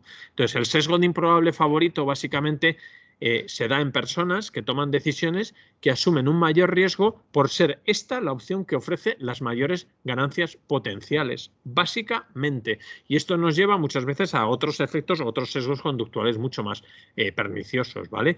Entonces, ¿qué es lo que pasa en la práctica? Pues que al final no se tiene en cuenta el retorno ajustado por el riesgo. Se apuesta siempre al activo favorito por ser ese el que nos va a ofrecer las mayores ganancias posibles, ¿vale? La falacia del inversor, también muy típica, lo de this time will be different, ¿no? Se toman decisiones en base a suposiciones sobre lo que ha ocurrido en el pasado, con lo cual al final la experiencia previa es el origen previo de ese sesgo, ¿vale? Yo pienso que al final, bueno, pues este mercado al final va a ser diferente al anterior. Pues bueno, yo creo que al final nos lleva muchas veces a tomar decisiones que son muy distintas, ¿no?, a lo que podíamos haber tomado en la realidad pensándolo de manera racional, ¿no? Aquí lo que yo digo es que la práctica siempre, cada crisis es totalmente diferente a la anterior y que por tanto Es un error tratar de extrapolar lo que ha ocurrido al futuro y a las decisiones. Si la crisis del COVID, el mercado ha caído un 40% y se ha producido por unos motivos, no os preocupéis que serán muy distintos a los motivos por los cuales se producirá la siguiente crisis. Con lo cual, el tratar de extrapolar la situación que ocurrió en la crisis del COVID a la futura crisis, que vete tú a saber cuándo nos viene, pues es un hecho que nos puede llevar a tomar decisiones en algún momento incorrectas, ¿vale? El efecto halo, percepción subliminal frente a la realidad, ese gráfico que veis en pantalla es el gráfico de comportamiento relativo de la bolsa europea frente a la bolsa americana. Como veis, es un gráfico desde el año 90, es un gráfico que ha tenido sus más y sus menos. Ha habido momentos en los cuales la bolsa europea lo ha hecho mejor que la americana y viceversa, pero lo cierto es que desde el año 2008, es decir, desde que empezó a recuperarse el mercado con la crisis financiera de Lehman, pues el comportamiento relativo de Estados Unidos frente a Europa ha sido muy, muy superior, ¿no? Si yo siempre pienso que Estados Unidos se va a comportar mejor que Europa, porque esto lleva ocurriendo en los últimos 10 años, eso me puede llevar a mí a tomar la decisión de estar siempre sobreponderando a Estados Unidos frente a Europa en mi cartera, sin pensar que existe la posibilidad de que se produzca un punto de inflexión y que por tanto cambie la tendencia. Y eso es lo que probablemente está ocurriendo ahora mismo en el mercado. Desde el momento en el que tenemos las vacunas del COVID desde noviembre del año 2020, el comportamiento de Europa está siendo superior al de Estados Unidos. Bien, pues ese cambio de tendencia es una posibilidad que uno debe valorar, ¿vale? Y que debe de estar muy por encima de ese pensamiento o de ese sesgo de pensar, no, es que los últimos 10 años Estados Unidos lo ha hecho mejor que Europa, ¿vale? Es decir, debemos adaptarnos a lo que es la realidad de los mercados. Sesgo de predisposición, al final al optimismo. Ese gráfico muestra siempre lo que son bull markets frente a bear markets. Entonces, al final lo que nos lleva a la conclusión es que el optimismo paga más que el pesimismo. Es una propensión que tenemos los gestores de decir que siempre el mercado va a subir. Yo es que cada vez que veo los informes estratégicos de las grandes casas de análisis en diciembre para las perspectivas del año siguiente, siempre son positivos. Siempre la bolsa va a subir un 10, un 15%, ¿no? Y no he visto nunca nadie que diga, no, es que este año la bolsa va a caer un 20%. ¿Vale? Pues esa predisposición al optimismo, lo que pasa es que no tiene en cuenta muchas veces posibles escenarios de probabilidades. Y aquí siempre la estadística juega a favor de mercados alcistas frente a mercados alcistas. ¿Por qué? Porque los mercados bajistas normalmente suelen ser mucho más cortos en intensidad y se suelen recuperar mucho más rápidamente, ¿vale? El sesgo de disposición, pues básicamente es decisiones que uno toma en base a la importancia que damos al último suceso que vemos en las noticias, frente a valorar realmente los aspectos que son estructurales y que realmente sean capaces de mover el mercado. Aquí pongo el ejemplo de que hay más probabilidades de ganar el gordo de la lotería que de sufrir un trombo por la vacuna de AstraZeneca. Bueno, pero si la última noticia es que ha habido 2 casos de trombo en el mundo, pues lógicamente habrá gente que haya decidido no ponerse esta vacuna, cuando realmente la probabilidad de que a él le ocurra es mucho más baja que incluso le toque el gordo de la lotería. Entonces, en la práctica se relaciona con la tendencia a operar siempre en una sola dirección de mercado. Y la mayoría de las ocasiones participamos de modas que son pasajeras y participamos activamente en situaciones de mercado que se terminan convirtiendo en auténticas burbujas, ¿vale? Y esto nos lleva al sesgo de confirmación, que básicamente, os pongo el ejemplo, un ejemplo también muy reciente, el ejemplo de la salida a bolsa de Coinbase, como sabéis, es el wallet ese de criptomonedas. El sesgo de confirmación básicamente es una tendencia siempre a seleccionar aquella información que sesgadamente confirma mi decisión. Si yo pienso que hay que comprar Coinbase, pues solamente busco informes que confirman que hay que comprar Coinbase. No tengo en cuenta las opiniones contrarias o que alguien me diga una opinión contraria con respecto a ese valor. Y es curioso porque si nos vamos a Bloomberg y vemos el consensus, el rating de analistas de consenso, vemos que hay 6 analistas y que el 100% de los analistas piensan que hay que comprar esta acción, con lo cual pues es muy difícil pensar que esto va a caer, ¿no? Si encima vemos la noticia de que la gestora ARK Sabéis que es una gestora que se está poniendo mucho de moda por estar dentro de ese, bueno, está sacando una gama de ETFs que están muy relacionados con la parte de innovación y de crecimiento. El mismo día en el que Coinbase sale a bolsa, ARK compra 246 millones de dólares en el día de la salida a bolsa. Y encima vemos un gráfico de los ingresos y nos damos cuenta que los ingresos se han multiplicado desde el cuarto trimestre del 2020 hasta el primer trimestre del 2021, se han multiplicado por 5 o por 6, con lo cual, pues es que es como, yo diría, es como un balón, tirar a balón parado. Bueno, pues la probabilidad de que nos equivoquemos es muy alta. Es un sesgo muy común entre los gestores el tratar de ir siempre con el consenso de mercado y puede resultar muy peligroso si deriva en una falta de criterio. ¿Por qué los ingresos de Coinbase se han multiplicado por 6 en el primer trimestre del 2020? Pues curiosamente porque la subida del Bitcoin ha hecho que todos los inversores se hayan metido en este tipo de activo y hayan decidido comprar ese tipo de activo. El día que el Bitcoin se caiga, si se cae, pues lógicamente los ingresos de esta compañía van a caer en la misma proporción en la que han subido, porque realmente hay una relación muy, muy directa entre los ingresos de esta compañía y que la gente compre o venda el Bitcoin. Con lo cual, yo creo que hay que tenerlo muy, muy en cuenta, ¿vale? El sesgo de causalidad es tratar de buscar patrones de conducta. Yo lo que digo es la tendencia a pronosticar escenarios de mercado en base a patrones o datos estadísticos pasados. Y ahí tenemos un cuadro donde se refleja cuál es el comportamiento en los distintos años del Standard & Poor's 500 de todo el año en función de cómo se ha comportado los primeros 5 días. Muy habitual. Si en los primeros 5 días se ha comportado positivamente, el mercado es positivo para el resto del año. ¿Vale? Y es verdad que si miramos las estadísticas, y esa es una estadística, observamos que en todos los años en los cuales el mercado ha subido durante los primeros 5 días, se ha cumplido que en el cómputo del año calendario el índice ha subido. Bueno, hay dos excepciones, año 73 y año 2018. En todo caso, para mí y yo, mi experiencia es que son muy, muy poco fiables, ¿vale? El barómetro de enero, el indicador de la Super Bowl, el famoso Sell in May and Go Away. Todo ese tipo de sesgos son muy habituales en el mercado y desde mi punto de vista son patrones de conducta que no son en absoluto extrapolables a la situación del mercado en la realidad, ¿vale? El exceso de confianza, efecto Dunning-Kruger, es muy habitual en gestores que llegan al mercado con muy escasa experiencia, ¿vale? Y que en algún momento pues, se tiende a sobreestimar habilidades de gestión que probablemente son muy limitadas. Aquí sí que es donde se cumple eso tan famoso que dicen que la experiencia es un grado, ¿no? El sentimiento de superioridad frente a los demás de este tipo de gente puede llevar a una exageración de las capacidades, ¿no?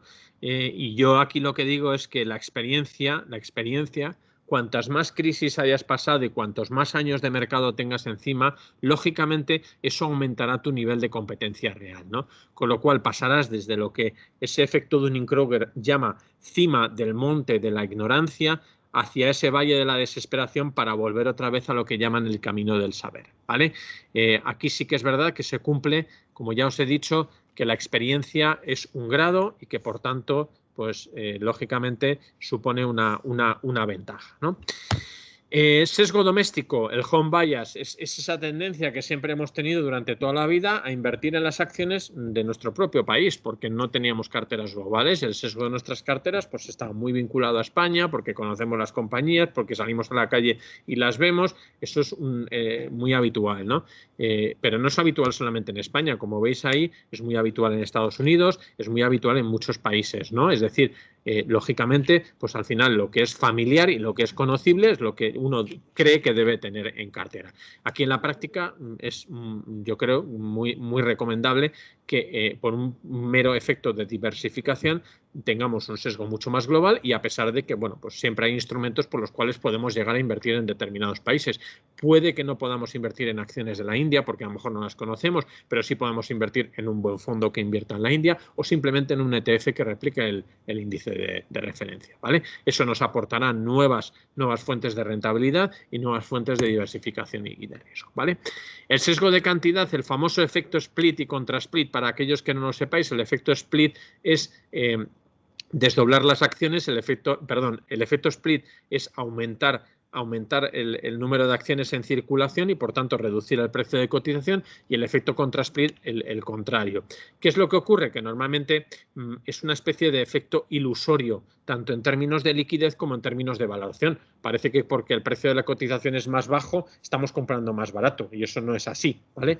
O parece que cuando el precio de cotización de las acciones de Apple, que llegaron a cotizar en $700, pues es que eso es carísimo. ¿Cómo voy a comprar acciones de Apple si están a $700? Bueno, pues el día que hizo el desdoble de la acción de un split de 4x1, la acción subió, se desdobló y la cotización subió. Pues bueno, es un típico efecto que es muy habitual, ¿no? El split normalmente es habitual cuando el precio de cotización pues ha subido mucho, y el contra-split pues cuando el precio de cotización ha caído mucho. Muchas compañías llevan a cabo un contra-split en sus acciones para evitar el chicharreo, el efecto chicharro de tratar de pensar que son acciones que cotizan por debajo de €1 y que están pues a lo mejor más involucradas en esa parte de inversor más de tipo minorista, ¿vale? Ya os digo que esto es totalmente un efecto ilusorio, tanto en liquidez o en valoración, que nunca debemos tener en cuenta, ¿vale?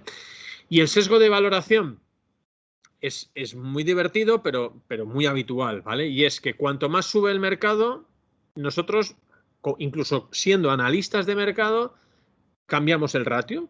Es decir, si estamos en una fase de depresión, utilizamos el price to book ratio, ¿vale? El price to book value, perdón. ¿Por qué? Porque es el que más refleja la situación del mercado. Si estamos en recesión, utilizamos el TER. Si estamos en crecimiento ya nos olvidamos del PER, nos olvidamos del valor en libros y nos fijamos más en el free cash flow, ¿vale? Cuando ya vemos alegría, vemos el precio con respecto al EBITDA. Cuando vemos euforia ya lo medimos en price to sales, ¿vale? Y cuando ya estamos en una burbuja, lo pongo de manera graciosa y cómica, medimos el precio contra el número de altas en Robinhood, que para aquellos que no lo sepáis, es una plataforma de trading a través de Internet, ¿no? Pues evidentemente es el ratio de valoración normalmente siempre tiende a escalar en la cuenta de resultados en función del estado de ánimo de los inversores, ¿vale? Conclusiones, y ya pasamos rápidamente a los casos prácticos que os he prometido. Primero, esto lo he sacado de un libro que me gustó mucho, Feeling Smart, os lo recomiendo, de Eyal Winter. Dijo o decía que la toma de decisiones de inversión es un proceso que tiene dos mecanismos, el mecanismo intelectual y el mecanismo emocional. Y lo bueno que decía Eyal Winter es que ambos sistemas tienen que ser complementarios y que uno no es malo, el sistema emocional no es malo y ser optimistas no es malo, simplemente hay que combinarlo adecuadamente con el racional, ¿vale?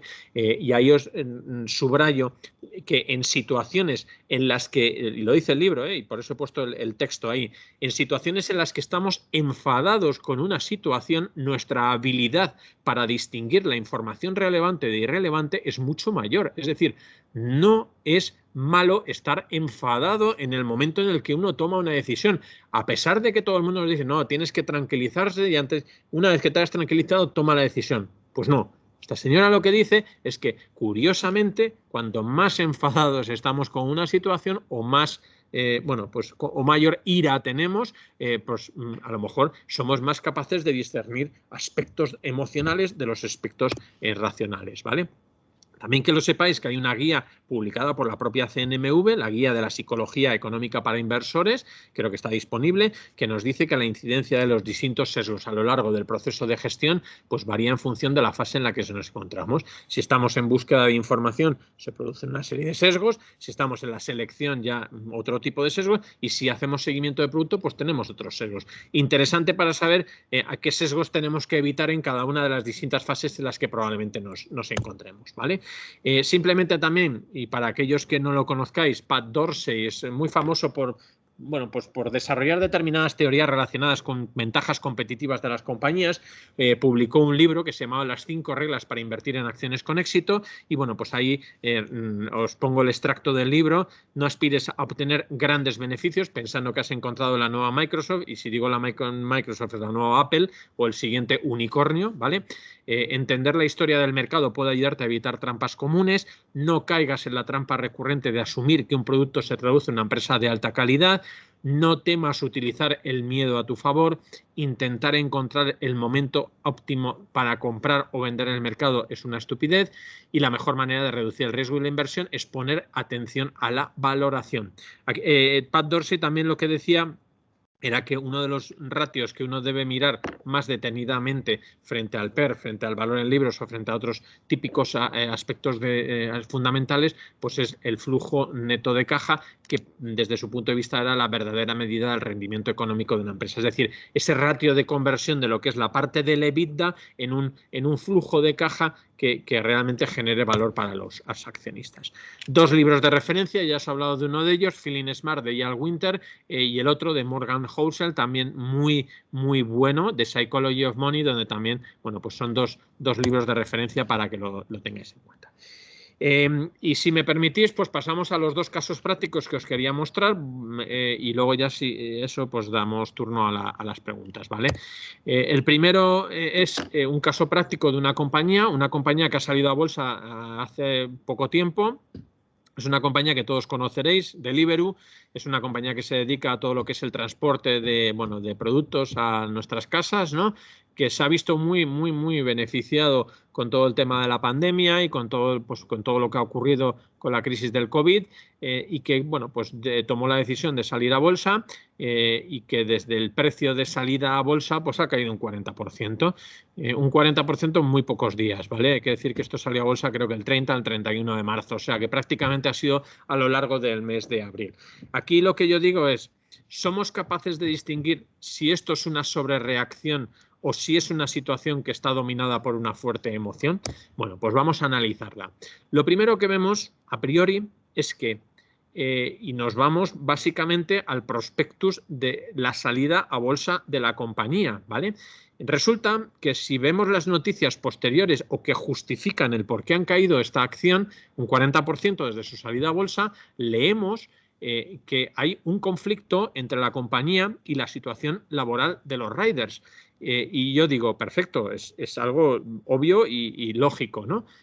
Pero si en el propio prospecto de la compañía, de la OPV, perdón, se decía explícitamente, y lo he marcado en rojo, que la compañía especificaba de esto como un posible riesgo en la tesis de inversión, ¿por qué se toma como referencia irracional después de la salida a bolsa? Porque el día que estaba saliendo a bolsa, esto ya se sabía que podía ocurrir, ¿vale? Entonces, esto a mí lo que me llega a pensar es a que la decisión de comprar el día de la OPV, siempre y cuando asumamos que nos hayamos leído el prospecto de la OPV, evidentemente, es 100% racional, ¿vale? Y que se ha llevado a cabo viendo las oportunidades y viendo los riesgos y pensando que esas oportunidades eran mayores que los riesgos y que la acción iba a subir a pesar de los riesgos que la propia compañía especificaba en su prospectus, ¿vale?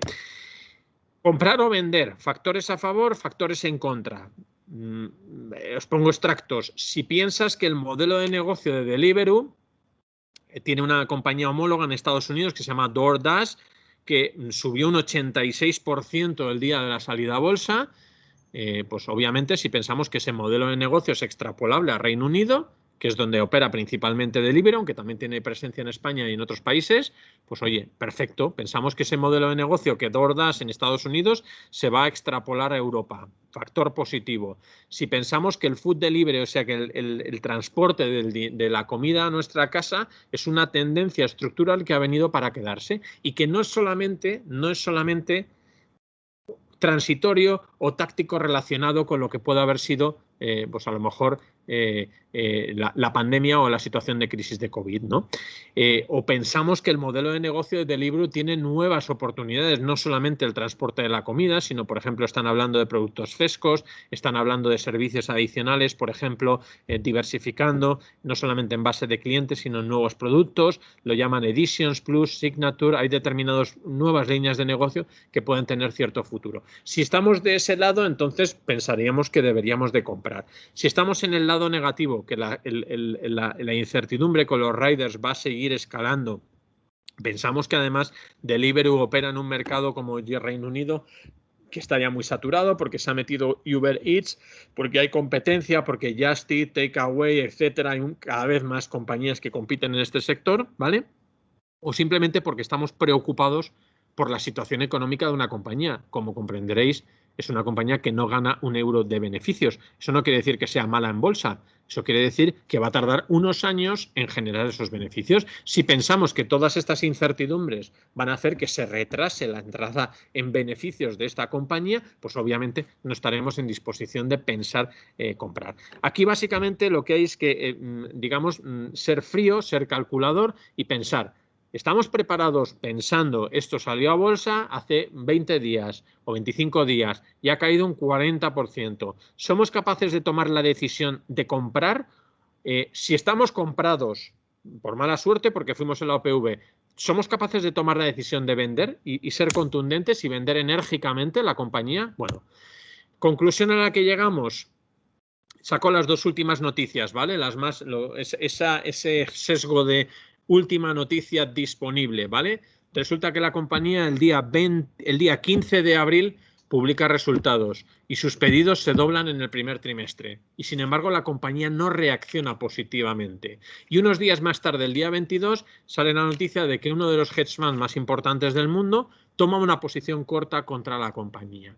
Eso quiere decir que si la acción no ha reaccionado positivamente ante las buenas noticias y encima los inversores institucionales, los que mueven el mercado, están tomando posiciones cortas, pues esto nos lleva a pensar, uno, o que el precio de salida era demasiado alto, se tomó en un momento de exuberancia racional y por tanto siguiendo una serie de patrones que no son factibles a día de hoy, ¿vale?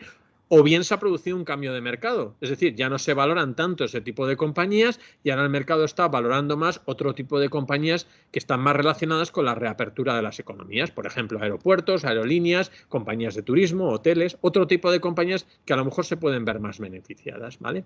Aquí yo simplemente lo que digo, y el tiempo dirá si es buena o mala opción comprar en el momento actual. Para mí no es muy buena señal que la cotización no reaccione ante noticias positivas y que sin embargo sí reaccione negativamente ante las posiciones negativas, ¿vale? Eso en un momento puede cambiar, pero a día de hoy es lo que tenemos sobre la mesa, ¿vale? Y el segundo caso práctico, que probablemente resulte mucho más interesante, ¿no? Por razones obvias, es pensar si estamos o no en una burbuja financiera, ¿vale? Aquí lo que digo es que hace mucho tiempo, y esto es una palabra, la palabra hype, ¿no? Que es una palabra que se viene escuchando mucho últimamente, ¿vale? Es la abreviatura de Hyperbole, ¿vale? Se refiere a temáticas que se convierten en trending topic, ¿vale? Y que a partir se convierten en trending topics siempre a partir de un punto que es básicamente la sobrevaloración, ¿no? Y la creación de expectativas desmesuradas, ¿no? Ahí os he puesto un extracto de las 6 reglas que Ray Dalio, que es uno de los inversores más importantes del mundo, muy seguido y muy conocido, dice o que hay que tener en cuenta para identificar si existe o no una burbuja de mercado, cuando los precios de los activos tradicionales no se pueden medir de manera factible. Recordar lo del sesgo de valoración, cuando en lugar de utilizar el PER o utilizar el price to book ratio, utilizamos ya otro tipo de ratios porque no somos capaces de justificar los precios que estamos viendo, cuando los precios están descontando situaciones que son insostenibles, cuando surgen nuevos compradores. Esto es muy importante, ¿vale? De repente vienen al mercado nuevos compradores que nunca habían estado en el mercado, ¿no? Esto es, al final, sesgo de euforia, ¿no? Cuando probablemente el mercado está muy bullish, muy alcista, cuando cualquier compra que podamos hacer, incluso hasta conseguimos que el banco o nuestro broker habitual, en este caso Robinhood, nos la financie. Oye, no te preocupes, tú compra acciones por valor 10 que yo te pongo los otros 10, ¿vale? Ahí es donde se produce ese efecto de apalancamiento tan peligroso, ¿vale? O cuando, por ejemplo, pues a lo mejor, pues lógicamente, es un mercado que está llevado por compradores, bueno, pues que extienden sus compras a futuro, aunque realmente a lo mejor no pueden mantenerla, ¿vale? Estas son las reglas típicas que diría un inversor como Ray Dalio, ¿no? ¿Cuál es la situación actual del mercado? Bueno, pues ahí os pongo un gráfico del Standard & Poor's 500 desde hace muchos años, desde la crisis de los años, desde 1930, ¿vale? Y como veis es tremendamente alcista, ¿no? Aquel que he mantenido posiciones y esto es lo que viene a demostrar antes lo que hemos hablado. El optimismo ha pagado más y ha dado mucha más rentabilidad que el pesimismo, ¿no? Pero ¿cuál es la situación que tenemos actualmente en el mercado? Pues ahora mismo lo tenemos en máximos y descontando, por tanto, un escenario tremendamente positivo, ¿vale?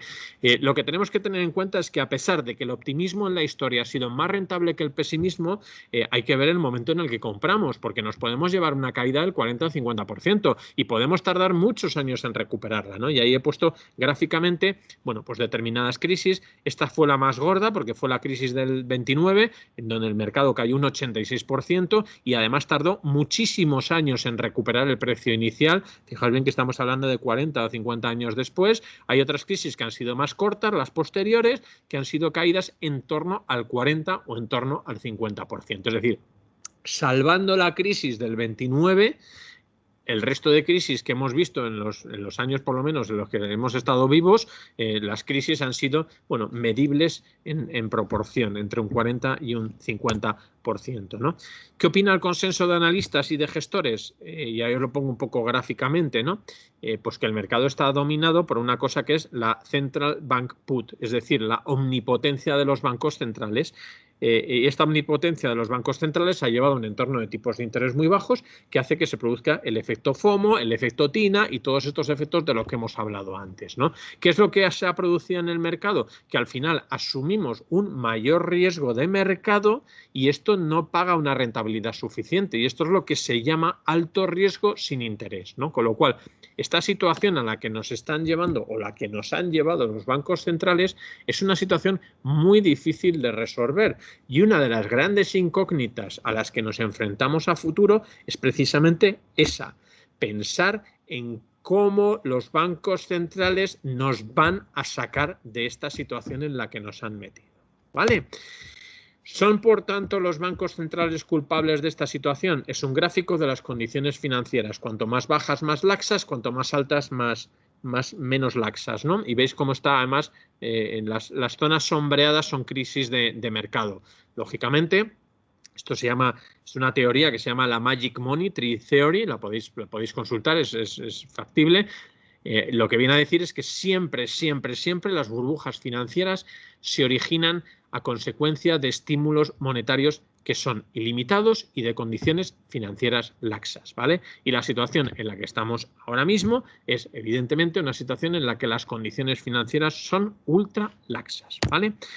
¿Qué dicen los fundamentales? Cualquier ratio que miremos, EV to sales, EV EBITDA, price to book, PER, cualquiera que miremos, ¿vale? Tanto para el índice, aquí he puesto el Stock 600 como el Standard & Poor's 500 a fecha 17-18 de marzo, vemos que están prácticamente en percentiles casi 100, por encima del 90%. Es decir, es obvio que los fundamentales dicen que el mercado está caro, pero no diría caro, diría que por lo menos está en la parte alta de su rango histórico de valoración. Esto no quiere decir que tenga el mercado que caer mañana, simplemente te dice que el mercado está caro, pero el mercado se puede abaratar simplemente con una mejora de las estimaciones de beneficios.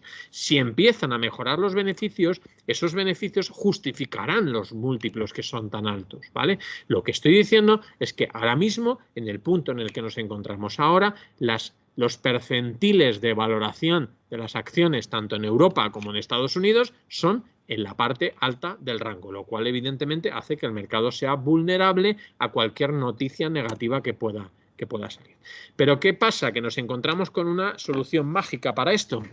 Efectivamente, las valoraciones son altas, pero ¿son las compañías tecnológicas culpables de estas altas valoraciones? Pues sí, sin duda lo son cuando, y lo tenéis aquí, las principales compañías tecnológicas, Apple, Amazon, Microsoft, Alphabet y Facebook, pues ya tienen un peso de más del 20% dentro del Standard & Poor's 500 y además están cotizando a un permedio por encima de 25 veces. Pues evidentemente el índice está artificialmente elevado o caro en base a un 20% de su índice que cotiza muy caro, ¿vale?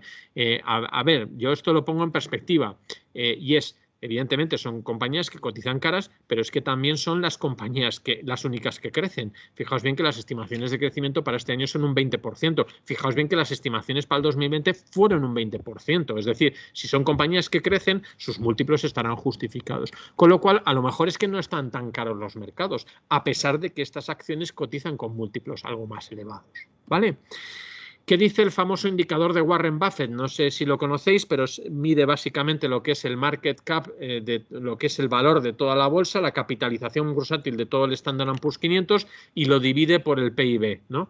Pues evidentemente ahí lo que tenéis es que si siguiéramos el famoso indicador de Buffett, pues lo que podemos decir es que empieza a estar muy calentito, ¿vale? O sea, que decir, fijaos bien, momentos en los que se ha dado la vuelta coinciden con grandes crisis como la crisis de los .com o como la crisis financiera, ¿vale? Incluso podemos decir que estamos en un punto mucho más alto que en crisis o en burbujas previas o anteriores. Si miramos los principales indicadores de sentimiento, nos damos cuenta que están todos en modo risk on, es decir, cualquiera que midamos, cualquiera de todos estos que hemos visto previamente, pues están prácticamente en la parte más alta, ¿vale? Si miramos el Fear and Greed Index, los indicadores emocionales, curiosamente, la situación en la que está en 58, ya os pongo ahí los emoticonos, está como medio dormido, ¿no? Fijaos bien que hace un año estaba en 40, tampoco es que haya subido demasiado, es decir, por lo menos no es extremo, no está en niveles por encima de 80 o de 90, lo cual pues nos tranquiliza un poquito, ¿no? ¿Qué dice el VIX? El VIX, la famosa volatilidad del que os he hablado antes, pues aquí os pongo un gráfico donde veis el gráfico de precios del BRICS, línea azul, con el gráfico de lo que son los flujos de entrada en ETFs del VIX. Y resulta que vemos que, a pesar de que el precio del VIX está cayendo, las entradas netas en ETFs del VIX están prácticamente en máximos históricos. Este gap, ¿qué es lo que quiere decir? No quiere decir que vaya a haber una corrección de mercado. Simplemente lo que dice es que los inversores se están protegiendo ante la posibilidad de una caída. Esto no tiene por qué ocurrir, pero que sepáis que puede ocurrir. Es decir, al final, realmente, si hay una tendencia detrás de gente pensando que se puede producir una caída, en algún momento dado se puede producir ese efecto de, bueno, masificación en un momento dado, ¿vale? Ya os digo que no tiene por qué coincidir en el tiempo, pero que sepáis que la situación en la que nos encontramos ahora es de una situación bastante atípica, en la cual la gente o el inversor institucional está comprando protección ante la posibilidad de una caída.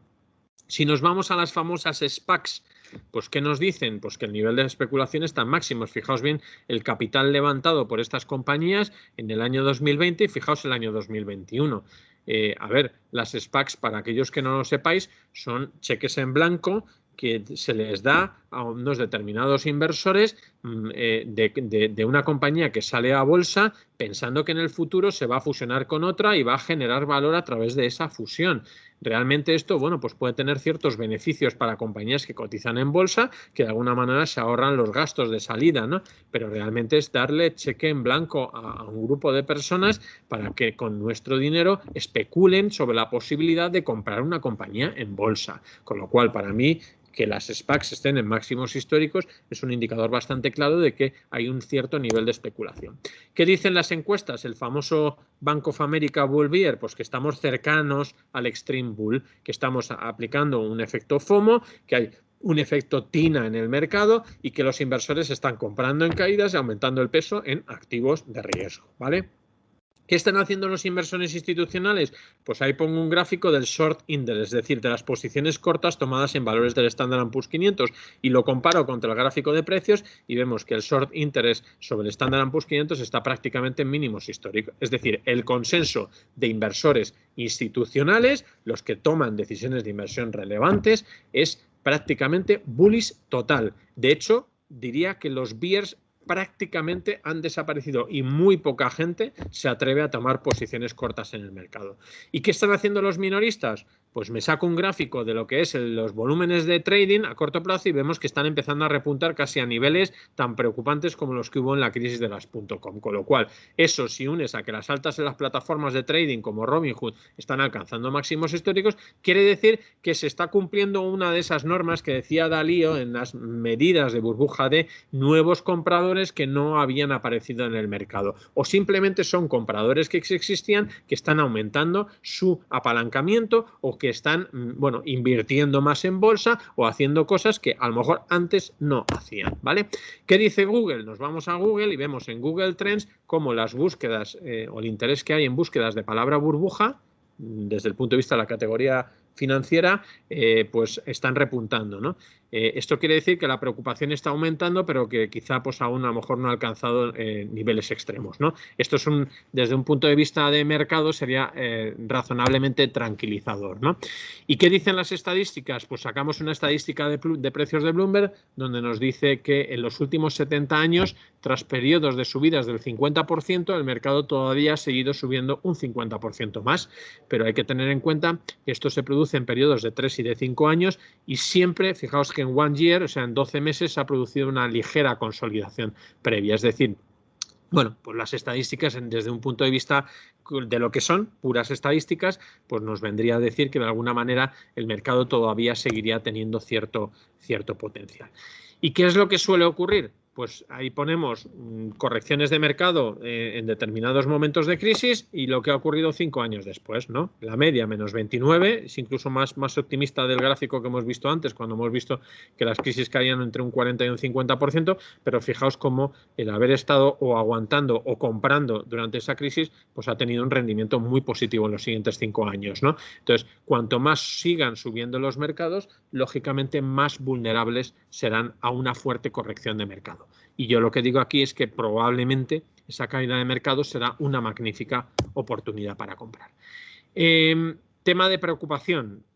Conocéis el tema de Archegos, ese hedge fund que ha quebrado recientemente. No vamos a explicar de qué va el tema porque podéis mirarlo en internet y podéis consultar qué es lo que ha ocurrido. Pero básicamente es un problema de apalancamiento, ¿no? Y yo lo que me pregunto es si es Archegos la punta del iceberg, ¿no? Es decir, línea azul es el Standard & Poor's 500, línea roja el apalancamiento, o sea, el margin debt, lo que es la deuda que se está asumiendo para comprar acciones en bolsa, ¿no? Tener en cuenta que cuanto más suba el margin debt, más riesgo sistémico y de mercado puede ocurrir, ¿no? Los famosos margin calls, al final en un momento de caída los bancos solicitan más márgenes, más garantías y esto hace que se retroalimenten las caídas, ¿no? Con lo cual a mí este gráfico me preocupa muchísimo. Igual que el anterior me tranquiliza, pues este gráfico me preocupa porque veo que el apalancamiento en el mercado está aumentando de manera considerable, ¿no? Pero, ¿qué nos tranquiliza? Pues este otro gráfico. Ya sabéis que ahora mismo, bueno, hay mucha teoría en torno a, bueno, pues cómo está la situación del mercado. Pues si comparamos el Standard & Poor's 500 con la M2, que básicamente es el dinero en circulación, pues incluso vemos que el comportamiento de la bolsa ha sido incluso mediocre, ¿no? Es decir, tampoco lo vemos tan alto como cuando lo veíamos solamente en gráfico de precios. Y esto lo que está viniendo a reforzar es ese riesgo o esa oportunidad que existe en torno a la situación en la cual los bancos centrales están motivando una situación de una gran cantidad de dinero en circulación que está favoreciendo que se produzcan gran cantidad de sesgos, gran cantidad de sentimientos contrapuestos y gran cantidad de situaciones que nunca antes habíamos visto en los mercados financieros, ¿vale? En definitiva, que según este gráfico todavía existiría incluso la posibilidad de un amplio margen para lo que llamamos una exuberancia irracional, ¿no? Y eso es todo. Ya simplemente y disculparme la hora porque me he ido mucho de tiempo, pero nada, agradeceros vuestra participación y nada, invitaros a que pues cualquiera que quiera hacer una pregunta, pues estamos aquí para resolverla. Si puedo. Sí. Sí.